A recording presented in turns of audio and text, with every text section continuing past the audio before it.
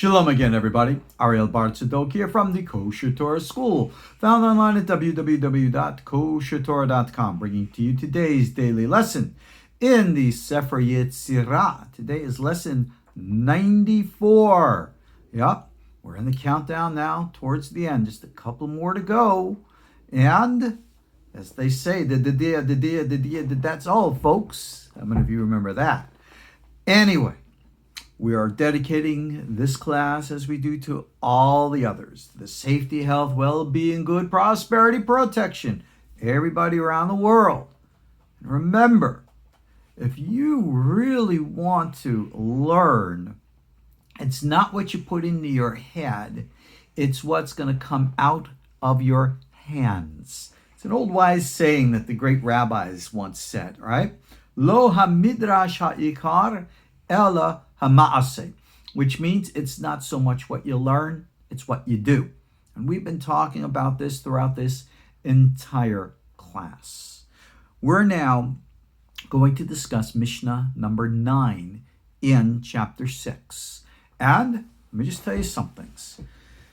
This Mishna is unique because it's a Rabbi Hayim Vital edition. You go look in a lot of the older texts and a lot of the other versions. This doesn't exist. It's Reb Hayim, and you got to ask, well, what gives him the place to do things? And that's a good question. Now, let me just digress for a minute to explain to you something about the history of Kabbalah. The word Kabbalah, as you know, means to receive. Well, what are you receiving? Well, we are discussing in our Eliyahu Navi classes. What you receive is the traditions of the biblical prophets. Now, the original traditions of the biblical prophets, as we see from the Bible, stories of Ezekiel, stories of Eliyahu Navi before him, and others, is all about what we call Ma'aseh Merkava, the prophetic, psychic, spiritual ascent, connecting to the higher realities of the universe, interacting with them, ultimately bonding with God. That's what it's about from the beginning to the end. It's for everybody. It's always been for everybody, and it always will. Now, with that being said, okay, as you know, history marches on. Things change. Well, why do things change? Well, isn't that what our book, the Sefer Yetzirah, is here to teach us? Things change because as long as you have, in quote, forms, which are letters, they can take different forms all the time. Look at the history of just human beings. As you know, it takes a mommy and a daddy, in spite of whatever mumbo jumbo goes on today, to create a child. What is that child? It is the byproduct of the merging of the DNA of the mommy and the daddy, which creates its own unique DNA. How many different forms of DNA, therefore human DNA, have there been since the beginning? Well, being that every individual is unique, every combination is unique, and there you go. This is what the existence in the universe is about. It's about materializing the 22 factorial permutations and possibilities. And remember, when we say 22 factorial, that's based upon our understanding of forms based upon the Hebrew letters. Remember, the 22 factorials are like a septillion number somewhere out there, and it's probably a whole lot more. When we say that God originally created the world, it would be called by his names. The in quote names of God are any and all combination possibilities.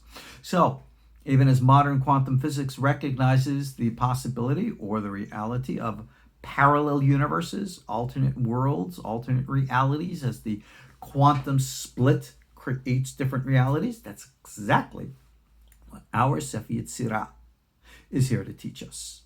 And here we are now at the end.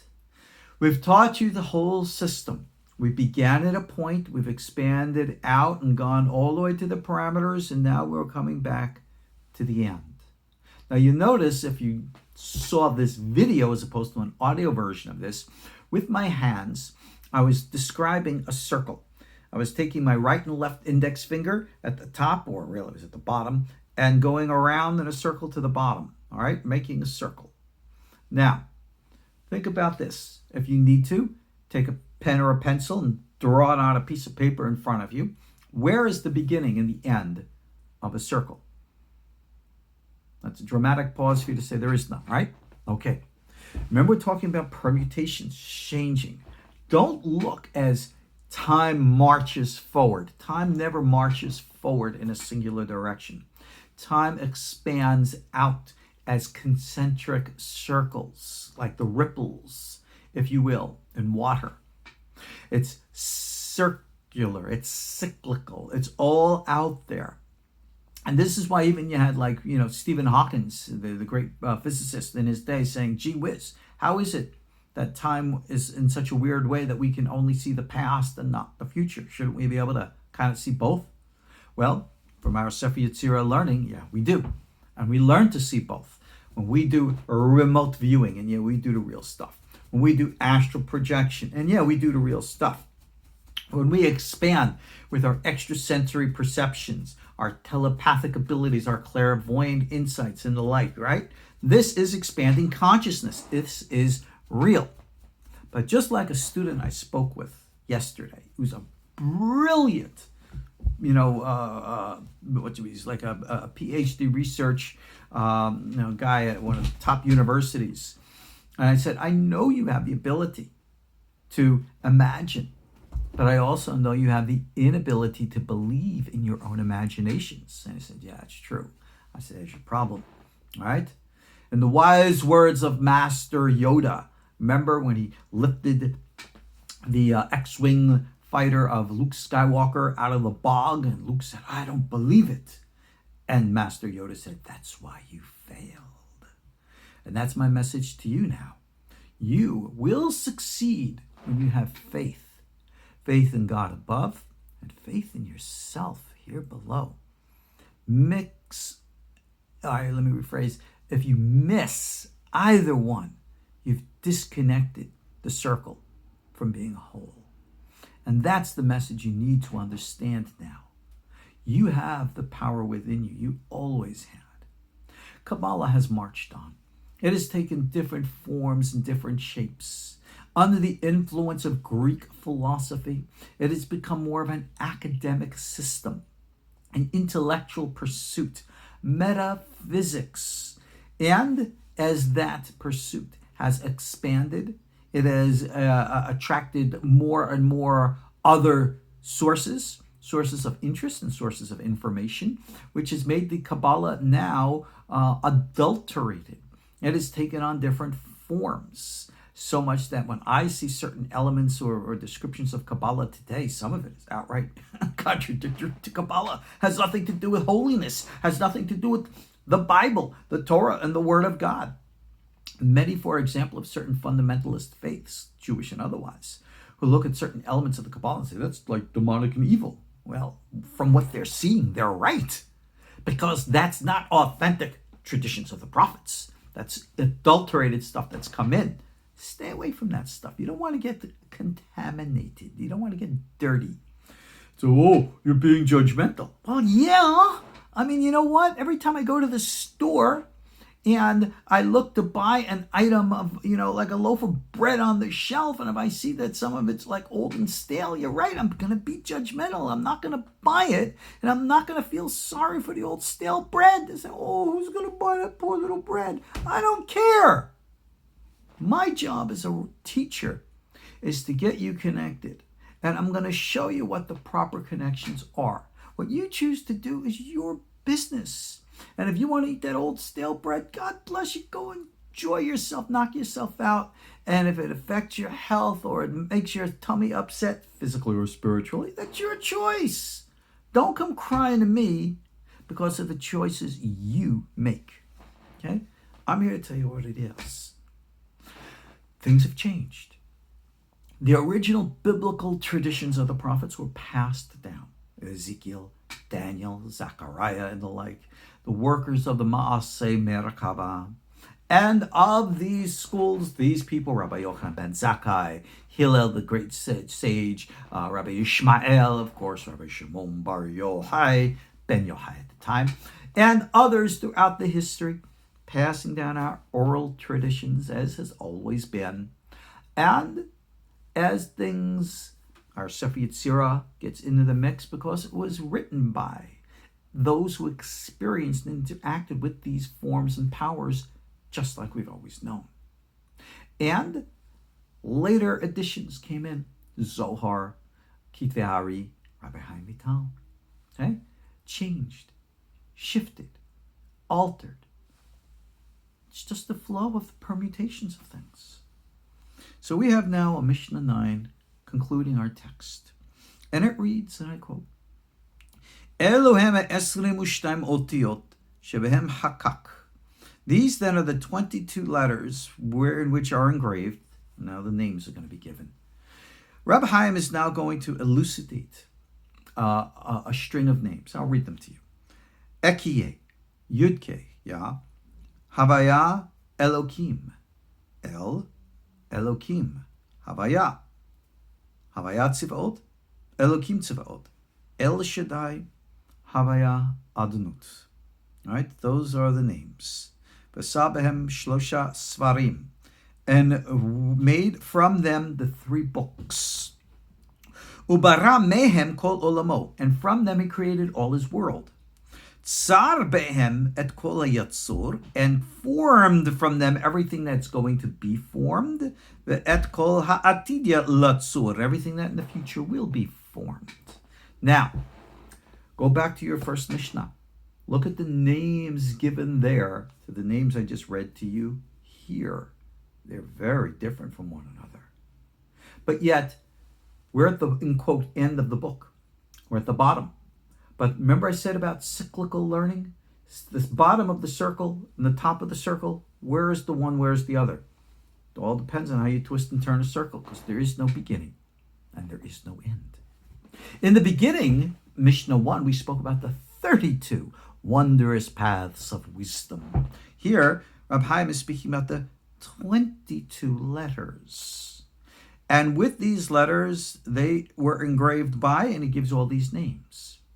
But for those of you who are familiar with Rabbi Hayim Vital, if you're familiar with his system of Kabbalah, the names that he gave here are those which he correlates to the 10 Sefirot, which, mind you, are not mentioned here. Now, are they? It says 22 letters, not 32 wondrous paths. So who, what, engraved the 22 letters?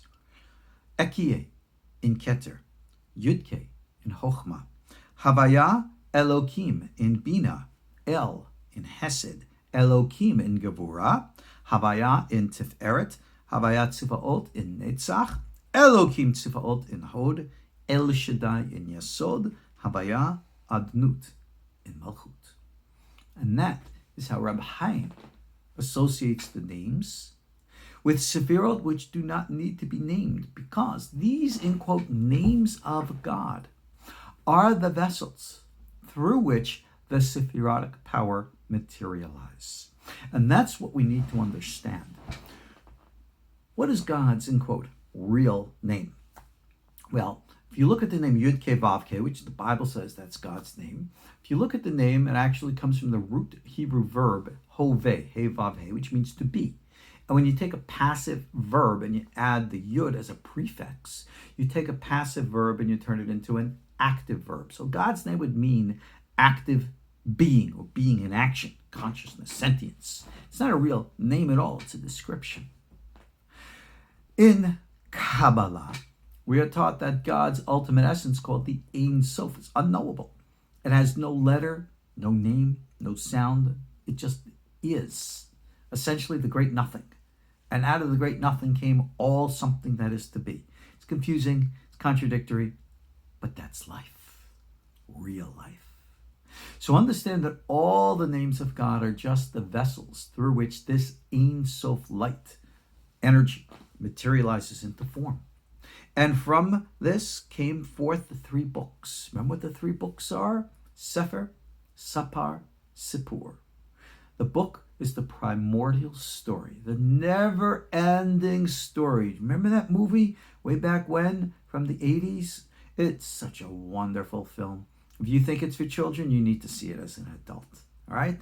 Dream a dream, and what you dream will be. All right? It's this never-ending story. That's the real Torah. We call it Torah. You know, interesting. In Christianity, they call it the Logos. Islam, they understand the same concept is applied to their vessel, the Quran. So this is a universal concept. There's that primordial image. Kabbalah, we call it the Atzilutic realm. It's there. That's the original Sefer. And that merges with the mind of the human being. That's like us, you, and me. I don't care who you are.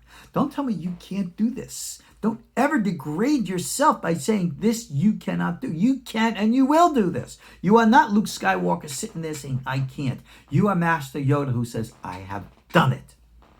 All you got to do now is do it, Master Yoda. So now, whatever, however, whatever, you are the saper, the storyteller. You're going to take all the forms and all the structures that are in reality, and you're going to look at the nega, plague, and you're going to say, no, no, no. I'm rearranging those letters, and I'm going to form oneg, pleasure. I'm going to look at all the hardships in my life, and I'm going to understand them, and I'm going to deconstruct, and I'm going to reconstruct. I'm going to take the negative and turn it into the positive. I'm going to take the bad and turn it into good. I'm going to take the weak and turn it into strong. And you can do it. Now remember, how? Well, you can do meditations and combinations and stuff. It all starts in the power of the mind. If you do not create the reality first internally in your mind, it will never materialize externally in form. Remember, I've taught you the secret of actually, for real, creating a real life golem. Because the golem, remember what a golem is? It's like a hollow shell. That's the tulpa, as understood in the East. It's the construction of the mind first. So you take what you want, create the image within.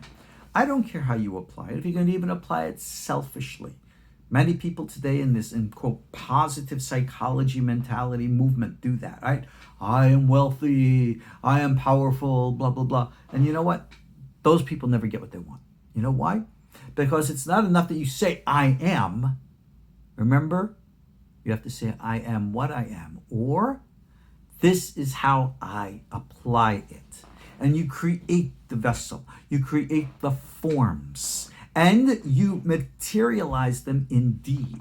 So, the Sefer, the primordial form, the Sapar, you, the Sipur, the story that you will write and create. All right? God created the world. But you are the one who will therefore take everything in the world and form it and reform it. That which has been in the past and that which will be in the future. The power is in you. Remember, you're not God.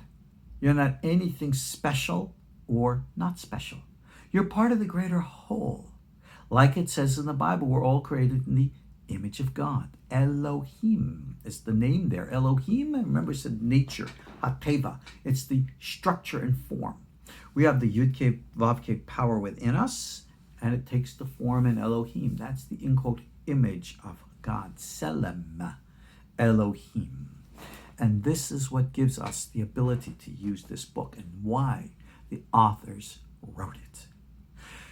They knew very well in their prophetic mentality and the psychic expansion through what we call the Akashic records that their text would be read by countless people from countless nations. This book was in Arabic. It was read by many of the great Sufi and Muslim scholars. It's in Greek, or I think in Latin, and all these other sources. People know this stuff. The problem is, of course, people always like to misunderstand things because they want magic. Hocus pocus that's just going to make work without effort. And that's not the way things work. Wise words of the sages again. Lefum tzara agra. What according to the effort is the reward, if you will. What you put in is what you get out. Or some of you might have heard it like this: what you sow is what you reap. There's no surprises here.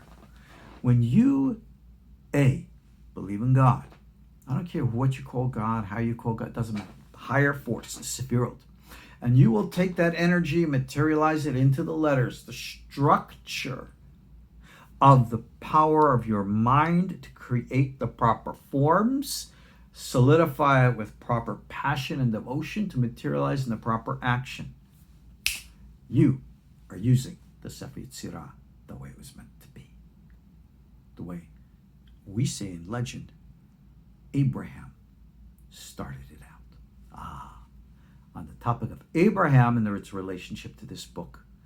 We'll pick up on that in our next classes. And we're going to finish up and conclude our course. All right, I'll see you all in those concluding classes. Shalom.